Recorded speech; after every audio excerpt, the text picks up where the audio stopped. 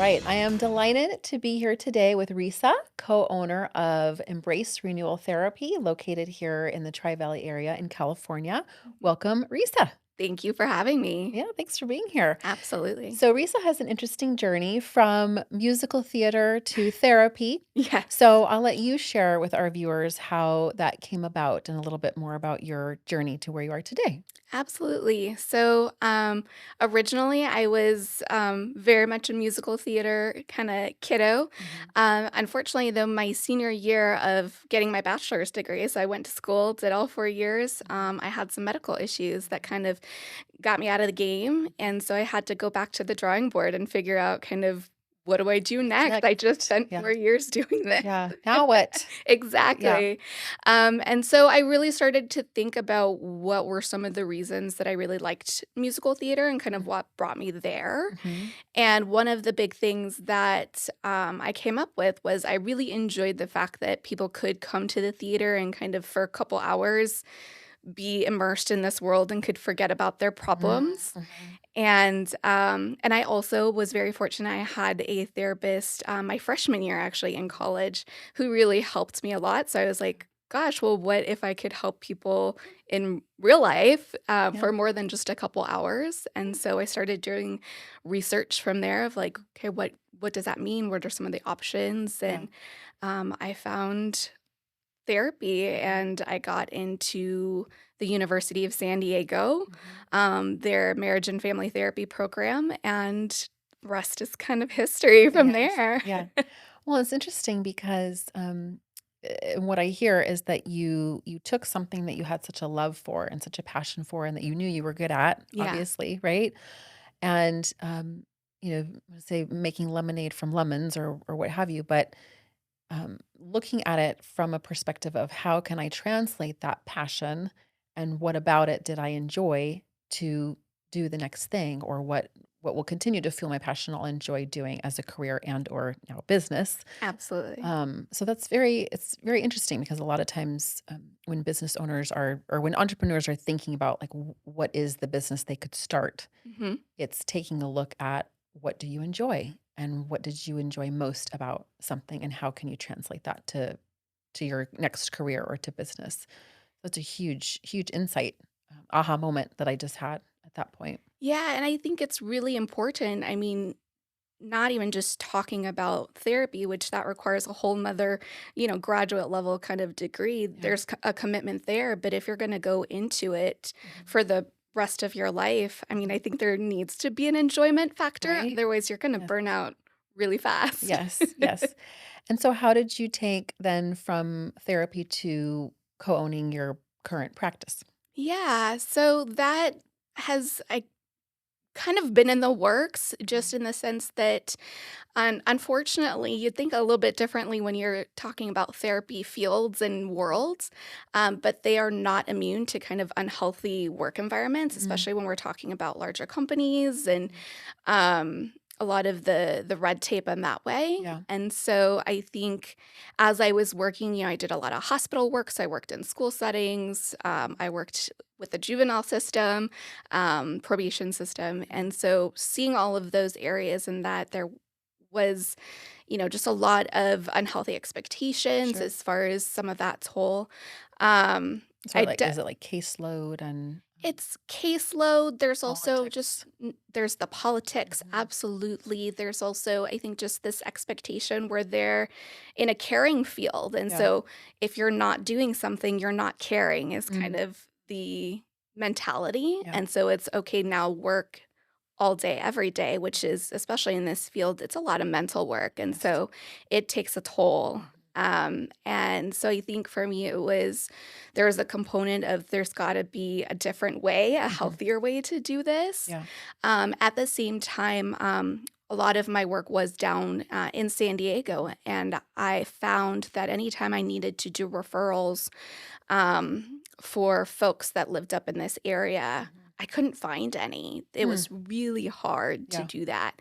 And so many people would have to come down to San Diego to get treatment or go up to LA or Riverside. And Mhm. so um, once I moved up here myself, Mhm. I was doing a lot of volunteer work Yeah. with some of my services. And the question I kept getting all the time, well, do you have a private practice? Can I Mhm. continue to see you? And it's like, Mhm.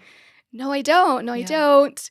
And then, at one point it was like, well, why don't I? Oh, the opportunity presents itself, and it's like, Yeah. "Oh, ding." Yes. So that Yeah. was kind of how that manifested, and Yes. things fell into place. I was very privileged and fortunate to be Mhm. able to kind of get things up and running, and Mhm. here we are. Mhm. And now how did you? Because your partner, Tanya, your Taylor. Taylor, excuse me, Yeah. um, you and Taylor started this practice together. Mhm. So now were you friends before, or how did that come about that you decided to start it together? Yeah, we actually worked, one of my very first jobs. Mhm. We worked together and that was it. And we had just kind of kept in contact. And she had actually moved up to this area Mm. before I did. I was Yes. still in San Diego County. And she kept saying, also, like, hey, I'm doing this and I keep getting referrals that I have to turn away because I Mm. don't have enough capacity. She was doing it part time at that point. Yeah. So once I moved up, and again, more of those questions started coming, Mhm. we circled back together and was saying, okay, maybe doing this full time for both Yeah. of us, and kind of what would that look like? Very cool. Yeah. And so when you started the business together, what were your goals? I think our goals at the very beginning, I mean, for many, I think therapists are just let's get the clients, get people in the door, Mhm. um, and really kind of creating a space that felt safe, Mhm. and welcoming in that sense. And Yeah. so, really, kind of what do we need to do to make sure that we're doing everything on the legal end of things? Because Mhm. there's a lot of different um, requirements legally, ethically that we're Sure. bound to by our licensure. Yeah. And so really making sure that we're doing everything that we need to do to kind of make sure that's taken care of on Mhm. the back end of things. And then on the front end, what is it that this community needs and Yeah. how can we best support that and do it in a way that feels safe, feels inviting so that people want to come back, because I Mhm. think that's really important, especially in my field. Yes. Yeah. Which I imagine those are still goals now. Yes. But have your goals changed, or what goals are there now that you've been in business for almost 2 years? Yeah, so we actually at the end of our name, we added Wellness Collective, with the idea that we would really love to get to a place where we can have a practice that also has other wholeness, wellness kind of specialties, Mm. massage, Reiki, all of Mhm. that good stuff. Because I actually had a friend who did a lot of acupuncture Mm. and was saying she would have clients who would come in and then start trying to like talk, but on the therapy side. And she was like, that's not what I do. Yeah. And I Not thought, it. exactly. And so, I started thinking, well, gosh, how awesome would it be to be able to kind of take care of the entire body, brain, mind, body, soul kind of deal. Mhm. And then, in situations like that, it's like, that's not my area of expertise, but here, let me walk you down the hall and Yes. Yeah. here's somebody that can help you. So Mhm. that's kind of our future planning, if you will. Great. I love it.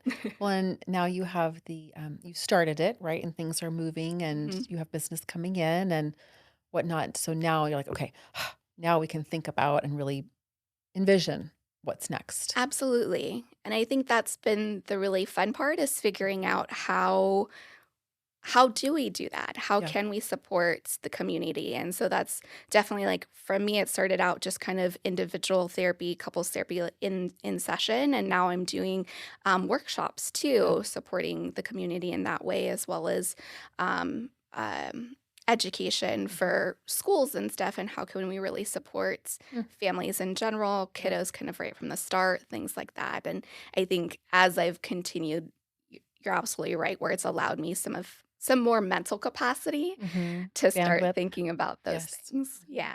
Great. And what would you say would be the biggest misconception in starting a business? Um, I think for me, it's that, oh, you started and money is just going to be flowing through the door, and you're going to, have You're gonna all be of these rich. exactly, Yeah. you're gonna be rich, it's gonna be, you're not gonna have to work a lot. Yeah. It's a ton of work, Mm, and, I think that was probably one thing that I would hear, and I was like, "Oh, okay." mhm. And it's not the case at all. Yeah, There's a lot of, like, work and a lot of things that are happening behind the scenes even when it's not an actual work day. sure. I'm still, doing stuff, thinking my brain is Mhm, constantly going. mhm. Yes. Yeah. So it's you went from, quoting the E-Myth, right? You come in being the technician, right? And taking your technical skills. And then when you start a business, you're great at being the technician for you, you're the therapist, Yeah. but then you're also wearing the marketing and sales hat. You're wearing the finance hat. You're wearing Mhm. the strategic planning hat. So there's all these different hats that come in. And so for you and your partner right now, how do you manage that and manage your time and ensure that you have the time? I guess. Yeah. Well, so some of it was really looking at it and figuring out what are things that we can learn. Mm, What hat can we, okay, I can do that. I can yeah. figure it out with some learning.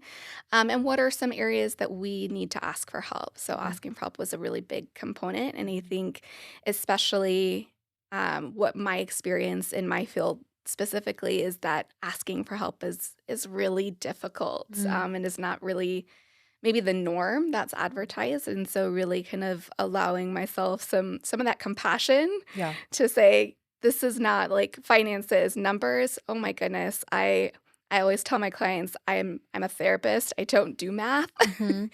And so it's things like that where, asking for help and really kind of finding someone that fits me and that was okay Yeah. with the fact that this isn't my expertise. And so I might ask questions that Mhm. to you feel really straightforward, but for Yeah. me are not Yeah. at all. Yeah. So it was some of that. And then I Mhm. think also really defining my boundaries Mhm. of when is an appropriate time to do some of these things and Mm. how can I then carve out really Yeah. limited, okay, this is when I do. Like you're on the business time. Exactly, Yep. and so, I mean, I even created on my work phone kind of a do not disturb that immediately Good for comes you. on and, titled it Mhm. boundaries Yes. specifically to remind me, "Okay, yeah, you're right, you're right." Tip, live tip right here. Yeah. Yes. Put in your calendar and label it boundaries. A I love it. Good for 100%. you. Yeah. And then Trying. protecting the boundary. Yes. Yes. Yeah. It's a habit. It's building the habit and, um, not sticking to it. Mhm. Yes. And I think for me, that was part of why I got out of kind of the big Mhm. settings, was because unfortunately I was having difficulty doing that work life balance, Yeah. and my family was kind of suffering for it, which Mm. here I am kind of helping other families, and then my own family is kind of suffering and going, "Where's mom?" kind of Yes. deal. Yeah. And so I think that's also been a really great reminder for me when I see those boundaries of, yeah, you're absolutely right. This is why I took this Yes. step, is really trying to be able to do that, make that living, support Mhm. my family in that way, Mhm. but also support them physically by being Right. present and showing up for Mhm. these things. Yeah. And the beauty of having your own business is that you get to choose. You get to choose your schedule and you get to choose the things that you enjoy and want to do and those that you want to delegate or Yes, whatnot. So, absolutely. and starting with protecting your time. Yes. So Yes. good for you. I'm just like, oh, yes. So, what would you say has been the biggest challenge in starting and growing your business to date? I think it has been that marketing hat, Mm, and figuring out kind of what works. I am not a very savvy kind of social media person. Initially, hmm. that was definitely a learning curve. Yeah. And so I think figuring out kind of what people are looking for to be able to kind of get out there, Mhm. because we have a lot of services that are helpful Mhm. and could benefit a lot Yeah. of people. Mhm. It's, being able to kind of let them know you're there. Right. So to be able to support them. And it's definitely not something that has come easy. I Mhm. thankfully have younger siblings that are Mm, training, big sister on how mhm. to, how to use social media. Mhm. So that's been very helpful in kind of learning some of that. Mhm. But I think kind of as you mentioned previously, just as a therapist, I knew what I was doing. I can go in a room and I can help you on that Right, side. yes. But Yep. now on the business side, you're saying I have to do all these other things that I didn't really you didn't learn in grad school, Sure. that part of Yep. it necessarily. And that's actually something I hear so many therapists that open private practice Mhm. of like, gosh, I wish in my programming we had something about being able to start a business because Mhm. that's not a component of it. And Yes. so many of us do end up having to, Learn as you go. yeah, Yes. Yep. yeah. Yep. Well, I applaud you because it looks like you're learning and with the marketing, right? It's understanding who is your target audience and where are they looking for what you have hmm to offer. But I was curious because I'd love for you to share with those that are watching, what are the services and levels of support that your business provides? Yeah. So I specifically specialize in couples and kind of all life transitions that involve the couple side of things. Mhm. So from premarital to having kids, Mhm. parenting workshops that I have as well. Mhm. And then any other kind of big life transitions, relationship injuries that might happen. Mm. I work with empty nesters because that's a Yep. big transition as Yeah. well. So I do a lot of the couple side, and then my colleague Taylor, she handles more of the individual work Mhm. and does individual therapy with Okay. them. And she is a dialectical behavior therapy Mm. certified therapist. So she Mhm. does a lot of that emotion Yeah. management workshops as well. And do you do online and in person? I do. Okay. Yeah. Okay. Great. Which I think has been really, especially this day and age, has been helpful in expanding again people Mhm. getting services. Yes. Reaching more people. Absolutely. Scalability. Yes, Yes. for sure. Great. Well, how can people get a hold of you? Yeah, so probably the best way is through our website, which is embracerenewaltherapy.com. Mhm. And we offer a free consultation for anybody who's even interested. Okay. You can take a look at the therapist that's going to fit your needs best or that you Mhm. think might fit your needs and request a free consultation. Okay. And they can, match you up. If they don't fit, we can find you somebody who does fit better because we want to make sure, even if it's not with us, Yeah. that you're getting kind of the best support Sure. That's great. that you can. And so that's probably the easiest way. We are on social media. Mhm. I did learn that piece. So we're on Instagram and Facebook as well, Yep. and we're constantly posting tips and things to do. So I Mm, support a lot that's of our great. couples, Yeah. and I have like parenting Wednesdays, and so Mhm. you can go on there and get some parenting thoughts and tips and whatnot, and Right. then couple stuff as well. And then, like I said, Taylor also has areas for just managing high emotions, which I feel like happens just in general. So Yeah. it's really I great mean, we're stuff. humans, so Exactly. the royal we here. Yes. Yes, great. Awesome. Well, thank you, Risa, so much for being here and for sharing more about your story and starting a business and struggles and things that you've overcome. It's really going to be inspiring for people watching. And thank you so much for joining us today. Be sure to write in the comments your aha moments and anything you learned, and we'll see you next time.